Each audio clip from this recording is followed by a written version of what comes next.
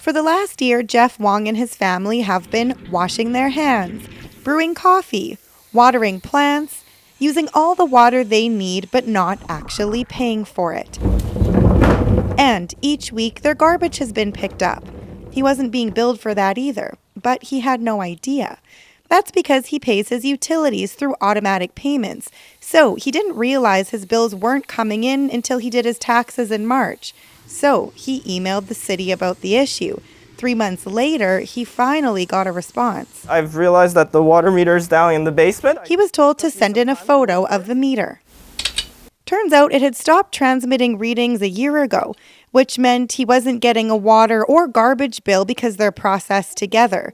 Then the city sent him a $1,400 bill to make up for it. It was a bit of a sticker shock to see it. It just makes me wonder how many other sources of revenue is being lost by the city. How many other households are having the same issue. So we asked the city. Turns out Wong is one of 7,200 other people whose water meter transmitter stopped working.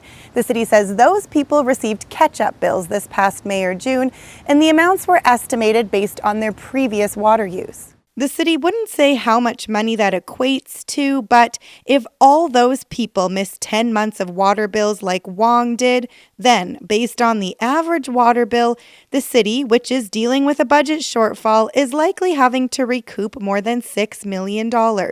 And that doesn't account for garbage collection, which some homeowners like Wong were also not billed for.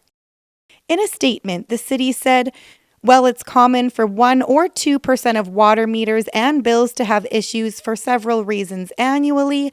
City of Toronto staff observed an increase in failures this past winter. While the water meters themselves are working, it was confirmed the water meter transmission units were failing at a higher rate than usual. This issue is not unique to the City of Toronto.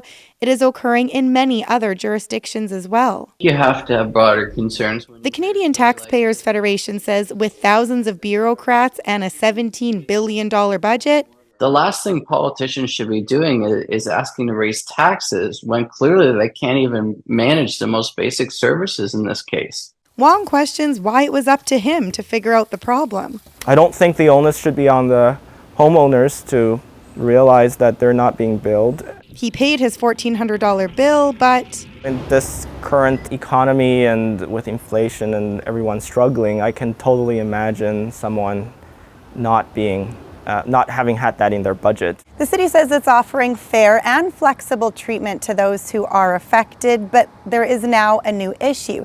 The city says all the transmitters in all of Toronto's homes and businesses will have to be replaced.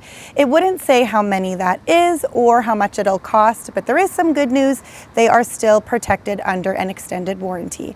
Angelina King, CBC News, Toronto.